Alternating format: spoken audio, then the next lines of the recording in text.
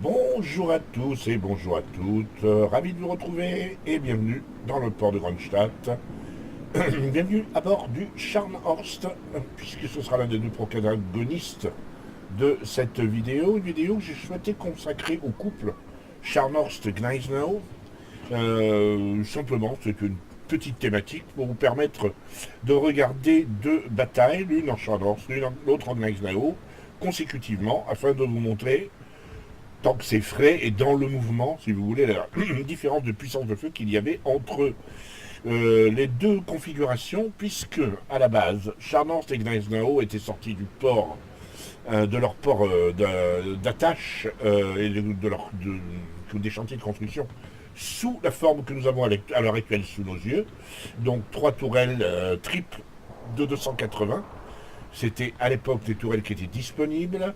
On avait précipité le mouvement pour le sortir, on n'avait pas le temps de monter des tourelles doubles de 380 comme c'était prévu à l'origine. Donc on avait sorti cette configuration et c'est sous cette configuration que le couple Scharnhorst et Gneisenau ont fait l'essentiel de leur vie de couple en quelque sorte, puisque tant qu'ils ont été associés, c'était sous ce format-là qu'ils étaient dessinés. Il s'avère que par la suite, le Gneisenau, en bataille, après la traversée de la Manche, le retour à Wilhelmshaven, avait percuté une mine, il avait été très abîmé, donc on remet le Gneisenau très abîmé, et on avait décidé de commencer la réfection, de le doter d'une étrave plus effilée que son frère d'armes, et de lui monter donc la configuration en tourelle double de 380, pendant que le Scharnhorst, lui, continuait tout seul son aventure.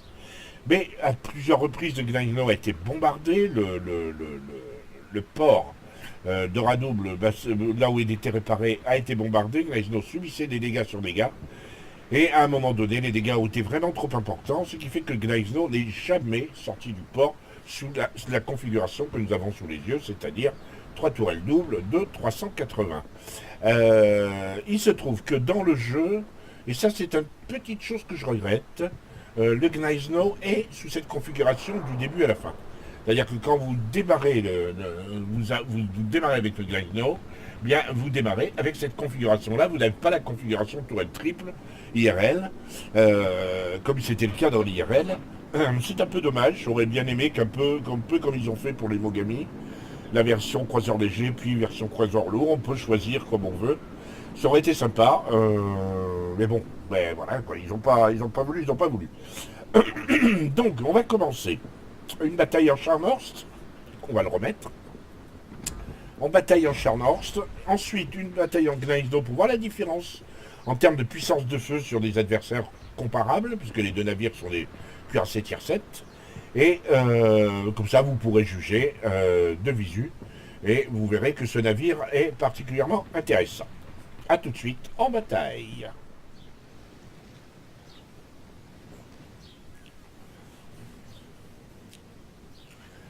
Et c'est parti. Donc nous sommes à bord du Scharnhorst. Nous sommes à bord du Scharnhorst de Polon. Il est en division avec le Myuku qu'on voit là-dedans, celui de Marina, donc 2 membres de mon clan. Et nous sommes sur la carte, en mode domination d'ailleurs, sur la carte Nouvelle Ère. Comme il se doit, Scharnhorst et Myuku vont se diriger plutôt vers l'est, prendre possession, sans trop s'éloigner du cap d'ailleurs pour pouvoir se relocaliser. C'est une carte particulièrement, enfin petite, oui, 36 km de côté. Donc l'adversaire va très très vite être visible. Et les premières cibles vont apparaître d'ici 3-4 minutes. On n'a pas le temps trop de se positionner généralement, surtout quand on part de cet endroit-là, que les croiseurs et les cuirassés qui arrivent en contact de l'ennemi ne sont pas dans des positions très favorables, n'ont pas eu le temps encore d'atteindre leur meilleure position. Donc le Charnor s'efforce de se mettre en ligne de bataille avec le Myoku, lequel Myoku intelligemment n'avance pas comme un furieux, ça sert à rien, il a largement la portée pour tirer à cette distance sur les premiers ennemis qui apparaîtront. Il ne sert à rien de se précipiter. Le Charnor, lui, par contre, semble vouloir aller dans cette position préférentielle qui est la case autour de la case, je vais dire H7. C'est une ligne particulièrement stratégique, elle permet de se cacher, se relocaliser, et éventuellement d'éviter de prendre des torpilles malvenues de destroyers rouges qui se précipiteraient plus au centre. Donc, premier adversaire visible est effectivement souhaitable, tirer sur le Mahan. Intéressant de la part que Polon ait choisi, alors qu'il pouvait tirer sur Bretagne, il a choisi de tirer sur les preuves que il joue son Charnor comme il faut le jouer, c'est-à-dire que privilégier le côté chasseur de croiseurs et chasseur de DD du Charnor. Il a un reload assez rapide, moins de 18 secondes, et donc il peut effectivement vous permettre de chasser. Il est assez précis en plus. Donc là il bascule et il va chercher la Brudi, un des nouveaux croiseurs tier 7 italiens, apparu dans le jeu tout récemment, au moment où je parle, c'est-à-dire en début mai 2018.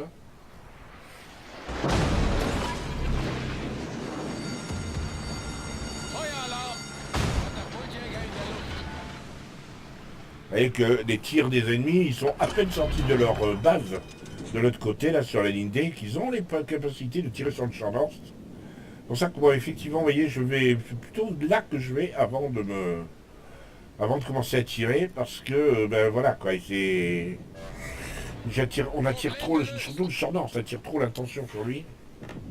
On a vu un Akatsuki dans l'écran de fumée, il va être particulièrement poison, lui, pendant un bon moment. Il fait peser une hypothèque embêtante, il perturbe le déploiement des rouges, enfin des verts, il perturbe le déploiement des verts à cet endroit-là. Donc Polon, lui, ça y est, a décidé de se focaliser sur la Bruzzi. Attention, il y a des torpilles à 12 km, très lentes, mais des torpilles à 12 km. Et Polon le sait.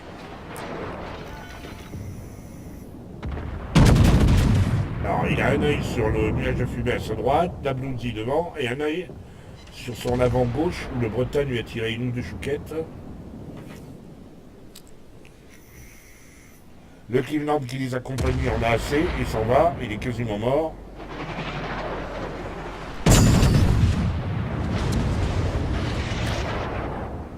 Bon. Voilà, ça c'est fait. Premier kill en Charnor, c'est excellent. Et Marina, Marina a intérêt à tourner. Elle a fait le. Elle s'est positionnée comme ça pour pouvoir éventuellement torpiller l'Akatsuki qui est toujours là. C'est un vrai poison, lui. Là, ils vont se. Là, allez, il a freiné à temps pour pas se prendre de torpille. Le problème, c'est qu'il montre son flanc maintenant en Bretagne.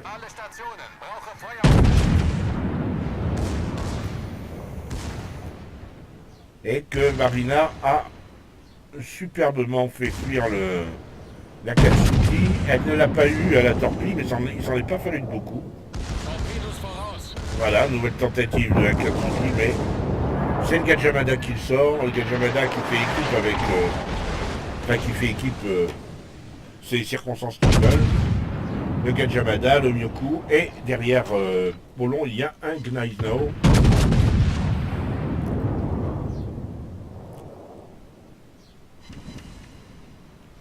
Là maintenant, ils ont nettoyé tout ce bord-là et doivent en finir avec le Bretagne avant de choisir le reste de la tactique à faire.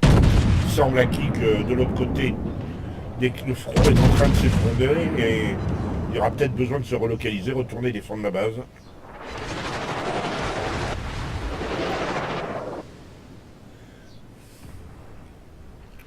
Mais avant, il faut sortir le Bretagne, c'est indispensable.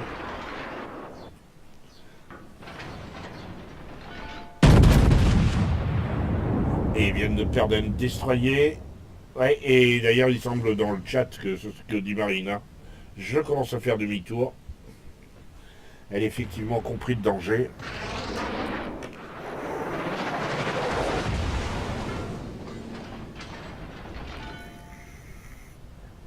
Elle... Donc il a du mal à faire demi-tour, lui par contre, parce que ça signifie de se mettre, montrer son flanc en Bretagne, et à 9 km, un Bretagne peut hacher un charnance de flanc, c'est clair.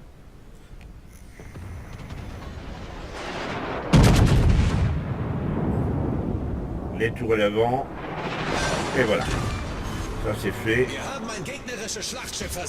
Il en est à son deuxième kill.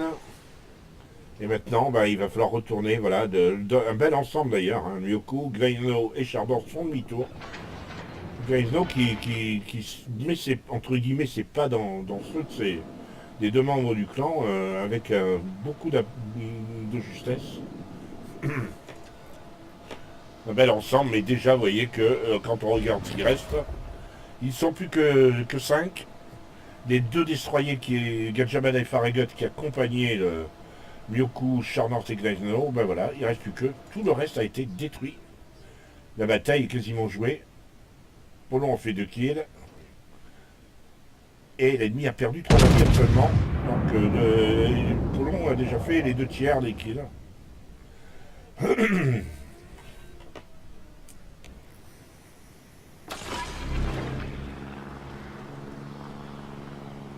Barbelade, pas franchement dangereux.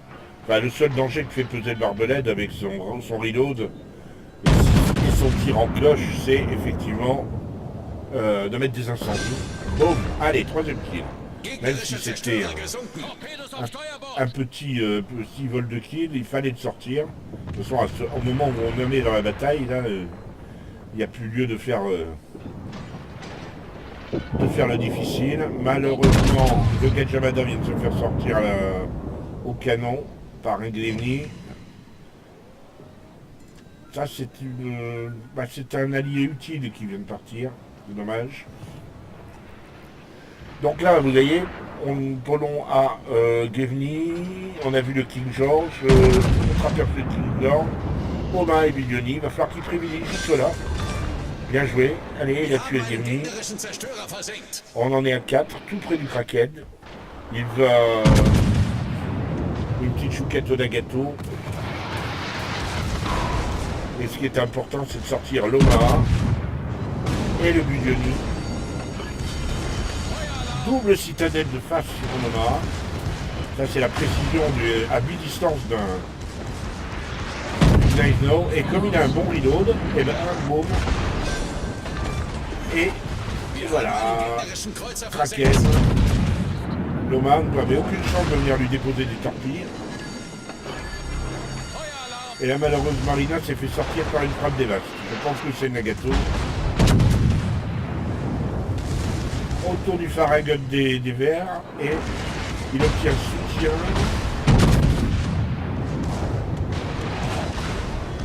Un 6000 sur le fouki. Maintenant, il vise sur ce qu'il peut viser. Hein,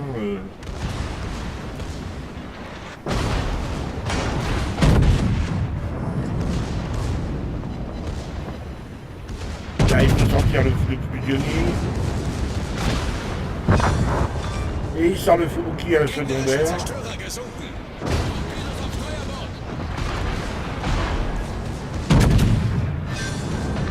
Et voilà, c'est fini.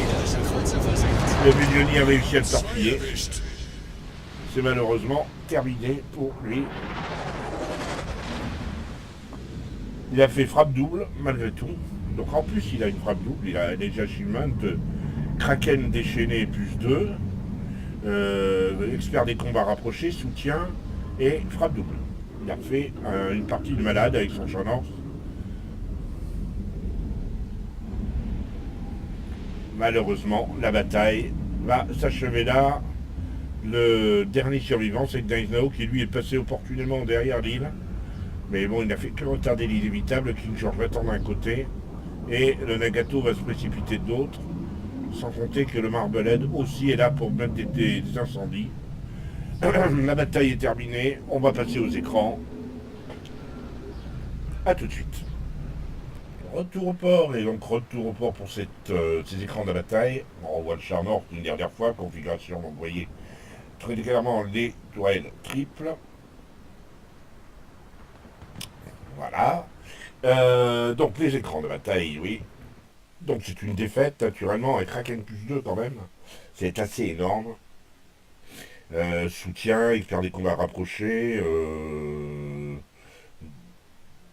Et Kraken plus 2, ce qui est quand même assez immense. Il a envoyé 56 coups au but, 2 citadelles, 41 coups à la cible en termes de secondaire, 92 000 de dégâts, ce qui est considérable.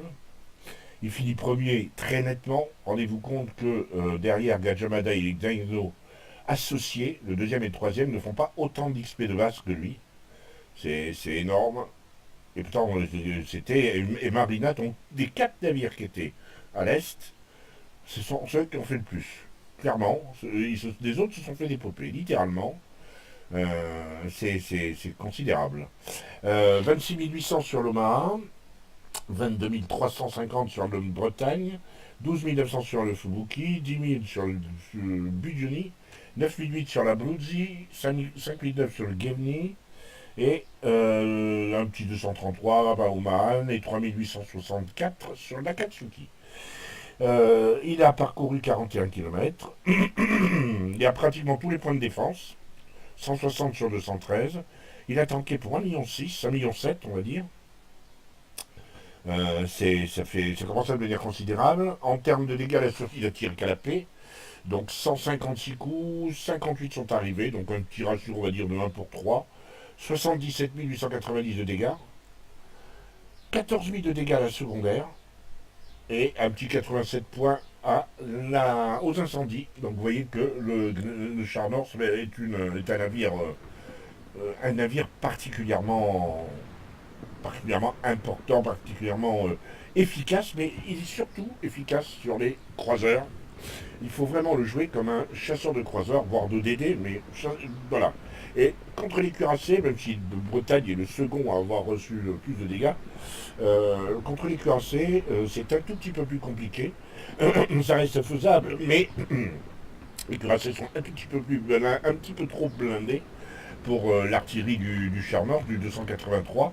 On sent clairement qu'elle est un petit peu faiblarde.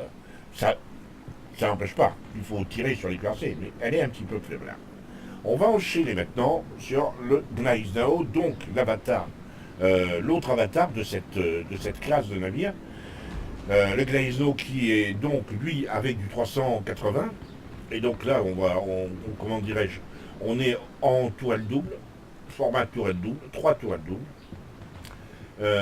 Je rappelle historiquement que si le Gneisenau a eu ses tourelles doubles, elles ont été montées alors qu'il était en réfection, il avait été en réparation après de gros dégâts. Il n'est jamais sorti du port, puisqu'il a été bombardé à plusieurs reprises, et une ultime fois, trop violemment pour être réparé définitivement. Donc il n'a jamais combattu et il n'a jamais navigué sous la configuration que vous avez sous les yeux. Pour info, quand vous démarrez le Gneisenau, vous démarrez avec cette configuration. Vous n'avez pas historiquement la configuration des tourelles triples, puis la configuration des tourelles doubles. Je vous le montre. Vous démarrez directement avec les tourelles doubles. C'est un peu dommage. Ça aurait été plus roleplay. Qu'on ait la possibilité de choisir quelle configuration vous voulez, que ce soit en tourelle triple ou en tourelle double. On démarre directement avec celle-là, et tant pis, qu'est-ce que vous voulez. Donc, je vous souhaite un bon visionnage, et à tout de suite en bataille. Et on est parti. Alors, nous sommes en bataille de tier 7. Nous sommes sur la carte estuaire. Et nous sommes à bord du Gneisenau de Papy. Alors, le Gneisenau en question, c'est le cuirassé de rang 7 de la branche technologique allemande. Papy m'a signalé que ce navire, il ne l'avait que depuis une petite dizaine de parties, il ne l'avait pas complètement en main, et qu'en plus son commandant était à peine un commandant de 10 points, donc pas forcément encore... il n'avait pas forcément tous les points attribués, tous les points nécessaires pour que ce Gneisenau soit super efficace, surtout en termes secondaires. Néanmoins, je lui fais confiance, il m'a envoyé cette bataille, c'est qu'il y aura quelque chose à retirer. Alors je rappelle que Gneisenau est armé de 3 tourelles doubles. Oui, merci. Alors, il est armé de ces 3 tourelles doubles. Alors, à la différence du Scharnhorst,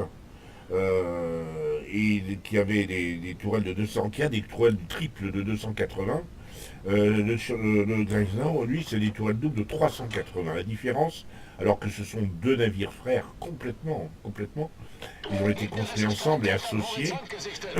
La grande différence, c'est que à la base, le Scharnhorst et Gneisenau étaient sortis avec les 280, les tourelles triples de 280, ils ont fait l'essentiel de leur carrière ensemble, leur carrière conjointe avec des 280, parce que le temps manquait aux Allemands pour sortir des navires avec des tourelles de 380, et quand le Gneisenau a été abîmé par une mine et qu'il a été envoyé pour réparation, on en a profité pour monter les 380, mais le drame pour les Allemands, c'est qu'il n'est jamais sorti ensuite du port après cette réfection et après avoir monté les tourelles de 380. Et il n'a jamais renavigué, il a été abîmé par plusieurs bombardements et définitivement abandonné avant d'être sabordé. De Scharnhorst continuant sa carrière avec ses tourelles de 280. On va s'intéresser maintenant à la partie. On s'intéresse à la partie. Pour l'instant, nous sommes sur un cas assez d'école où le flanc, c'est une capture de base et le flanc droit n'a absolument pas été spoté par les alliés. Il y a un DD qui est en train de prendre un DD rouge qui prend l'information sur leur flanc droit. Le flanc gauche, pareil, les DD sont tous allés au centre des 2 destroyers. Et le destroyer, le T-22, il se contente de suivre la flotte, comme le feraient tous les contre-torpilleurs allemands depuis toujours, c'est-à-dire être en tête de liste de la flotte, poser des smokes, etc. Enfin, encore là, je suis pas sûr qu'il posera la smoke. En tout cas, il n'a pas l'air d'avoir envie de faire du spot pour sa flotte, le T-22. Bon, T-22, c'est malgré tout un tier 5, hein, et il est dans une bataille tier 7, ça doit être assez compliqué à gérer pour lui. Psychologiquement, ça doit être assez compliqué. Et du coup, Papy a besoin d'informations, donc il a lancé son avion. Ils sont repérés, donc la situation est quand même assez compliquée pour eux, parce qu'ils sont sur la défensive, les destroyers n'ont pas voulu aller chercher l'information. Résultat, l'adversaire qui est beaucoup plus offensif et beaucoup plus hargneux, c'est déjà pas mal avancé. On voit que sur la minimap qu'il se passe des choses sur le front droit, un cuirassé qui est même un cuirassé à croiseur face à un destroyer. Je pense que le destroyer n'en s'en sortira pas, mais il courra peut-être un des deux. Non, ils s'en est pas sortis. Le destroyer en question, c'était un T-22 aussi. Et visiblement, il s'est fait sortir à incendie. Donc là, Papy est un croiseur de bataille. Donc son propos, ça va être de chasser les croiseurs et les destroyers, avant toute chose, même si le Gneisenau avec ses 380 peut faire mal au cuirassé. Il s'est mis derrière le Queen Elizabeth en espérant que le Queen Elizabeth fera un push, mais bon, ça a l'air de se faire, mais péniblement, lentement. Là, évidemment, ils ont leur pire cauchemar qui est à côté d'eux, c'est mis des casés. Très furtif, en plus il se met dans une smoke. Enfin là, le mini casé, ça fait prendre de la misère.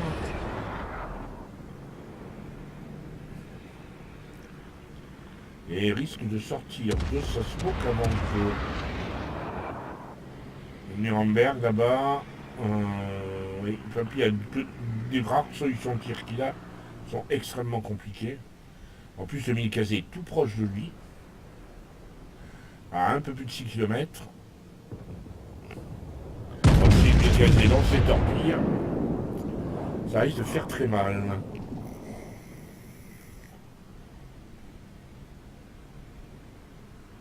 6 km, papy. Il y a peut-être des torpilles à lancer.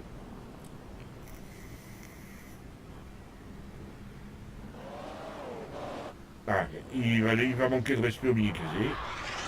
Voilà, le mini-casé, ça c'est le canon du minet. Alors donc, ben, on va manquer de respect au mini-casé.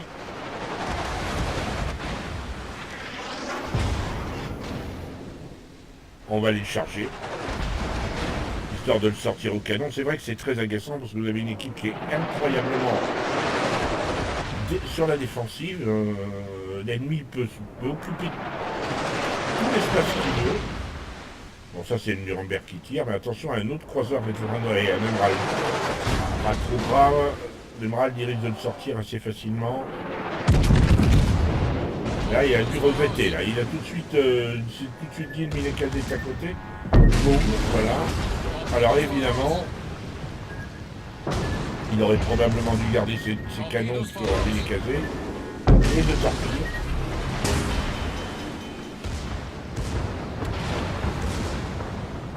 Le mini-casé risque de pas survivre à cette petite plaisanterie. Voilà. Donc Elisabeth qui est sortie. Alors maintenant il va falloir se battre contre deux émeraudes, j'ai l'impression. Non, peut-être pas. Un émeraude, un Bayern, un Nuremberg. Bon. Et avec déjà pas mal de vies vers le conflit. Bon, le plus surmoyen, oui, effectivement, d'échapper au tir ennemi, c'est de passer sous leur cloche.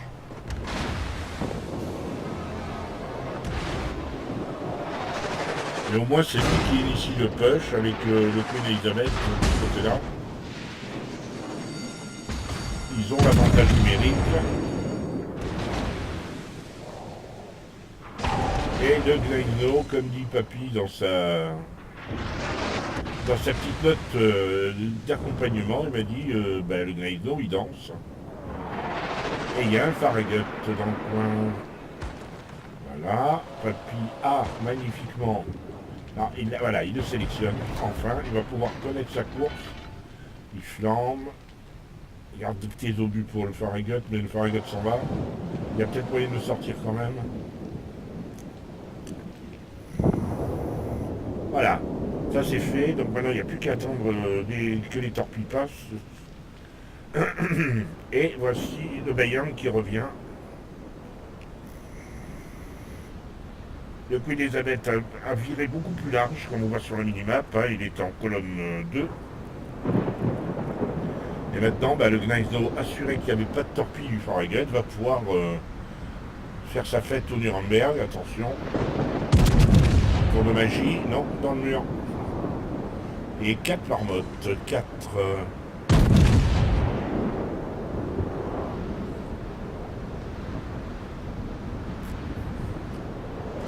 Par contre, là, les torpilles sur le Bayern, ça fait café. Hein. Incontestablement.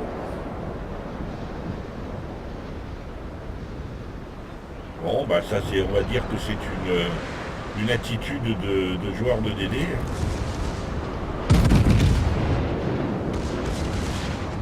À 4 km, le Bayern commence à fuir, le Nuremberg.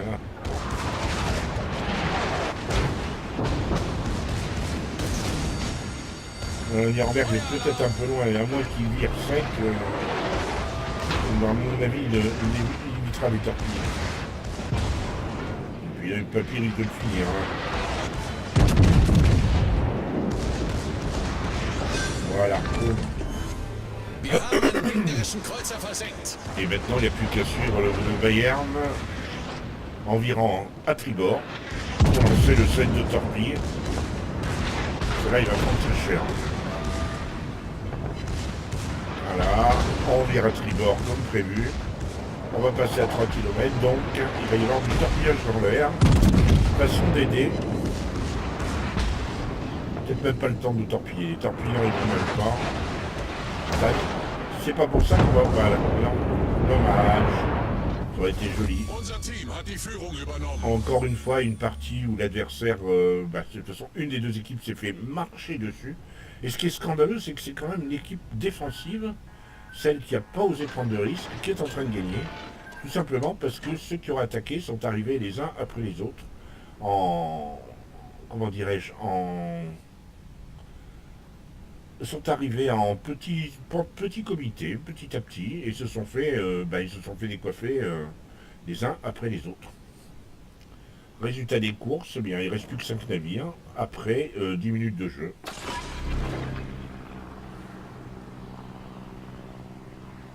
Chez les rouges.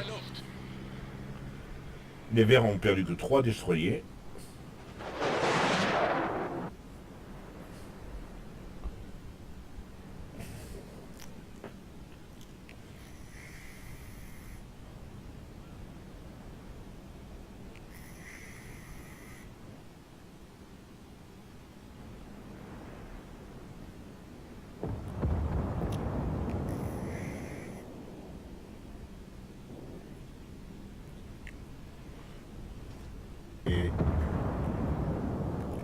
L'État Colorado, de toute façon, il n'y a plus grand-chose à espérer pour le pauvre Colorado. Hein. Quand on voit l'adversité qui lui est proposée.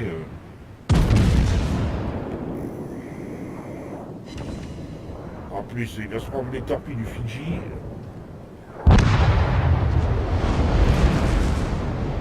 La Fidji qui a lancé à droite, qui a lancé à gauche. Il y a le Kongu là. Il y a un Kongu qui a la bonne portée pour cette torpille. Et il y a un... Là, il y a toute la flotte, tout simplement.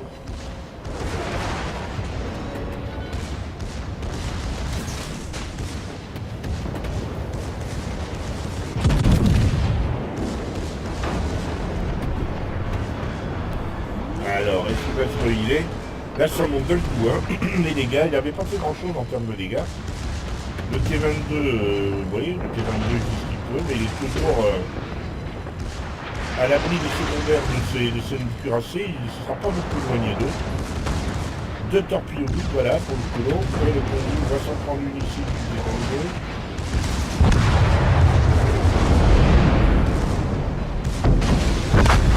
et ben voilà.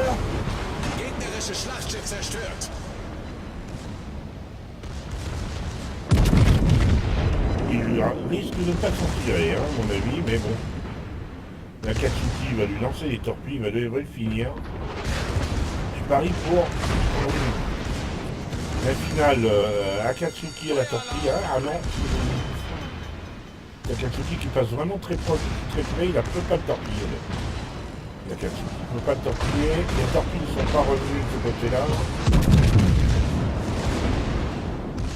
Mais non, elles ne sont pas revenues. C'est de l'autre côté qu'elles sont. Et voilà les torpilles d'Akatsuki.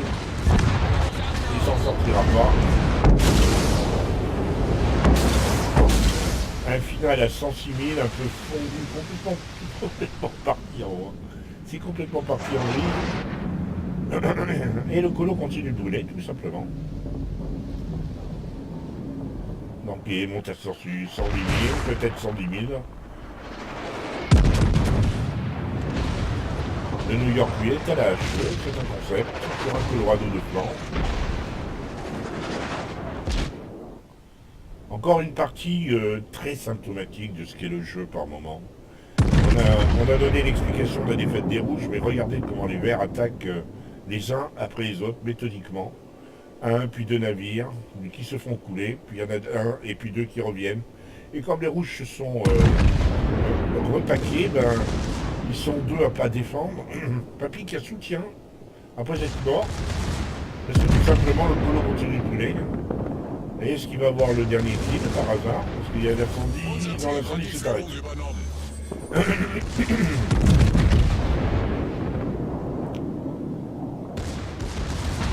Une partie à 114 000 quand même. Au final, hein. Le Queen Elizabeth qui lui aura fait un bon boulot. Je ne serais pas étonné qu'il finisse premier de cette partie. Et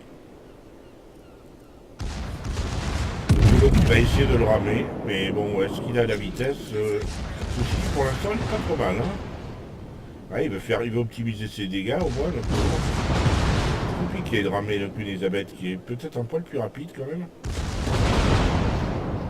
On ne touche pas. Voilà, terminé. À l'incendie en plus. Retour sur le port, retour sur le Gneisenau. On va voir des écrans de bataille. Je vais faire un petit peu le tour du propriétaire du Gneisenau avant toute chose. Pour voir pareil, c'est un navire très élégant, un beau navire, véritablement une étrave assez excellent, assez extraordinaire. J'aime beaucoup la ligne de ces deux navires que sont les Scharnhorst et Gneisenau.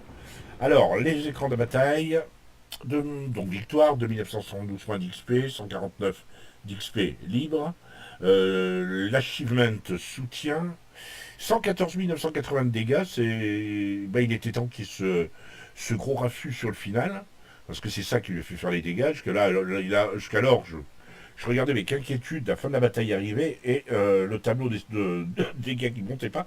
Je me demandais qu'est-ce qu'il y avait d'extraordinaire dans cette bataille. On a vu pourquoi c'était extraordinaire. Enfin, extraordinaire, je ne suis pas exceptionnel, mais extraordinaire, c'est-à-dire que ça sortait d'ordinaire, le combat furieux et le dogfight avec 2 ou 3 navires en même temps, c'était assez épique.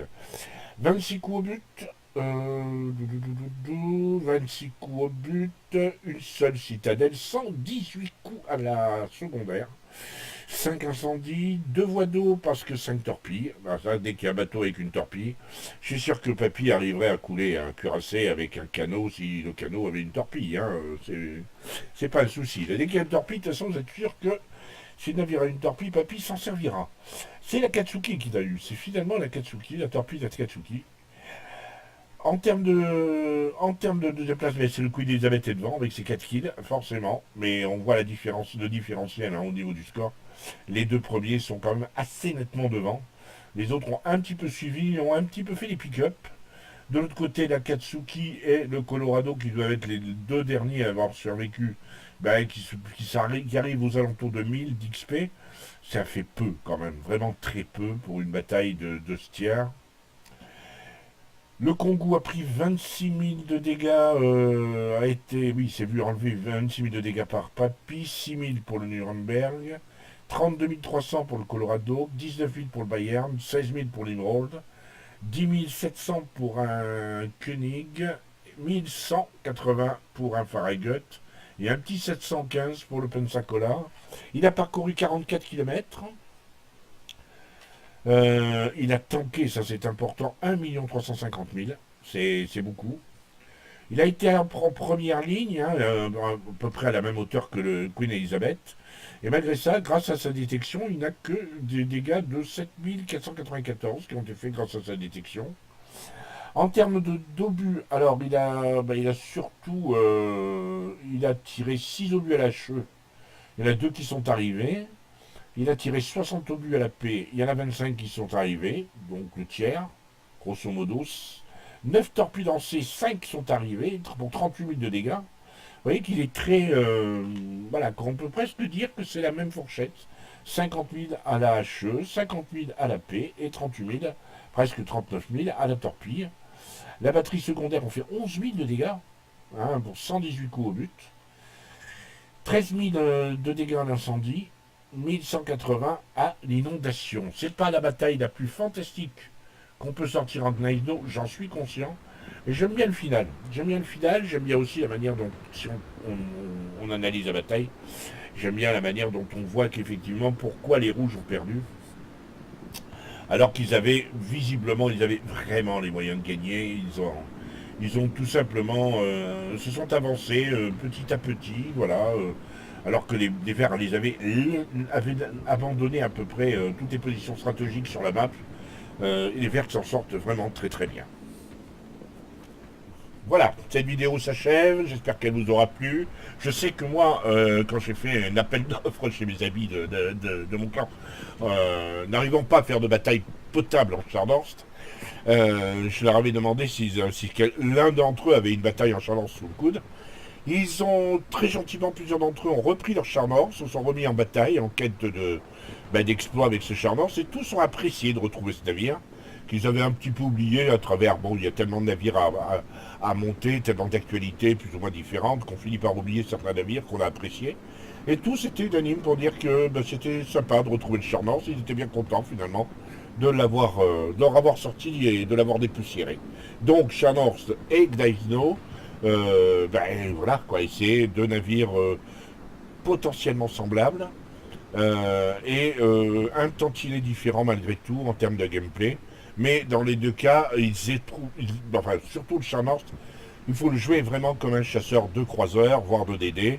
Le Gneisenau peut privilégier un tout petit peu plus les tirs sur les cuirassés, mais l'un comme l'autre font vraiment le travail au départ contre les croiseurs. C'est là qu'ils obtiennent leurs meilleurs résultats. J'espère que cette vidéo vous aura plu. Je vous dis à très bientôt. Et si vous le voulez bien.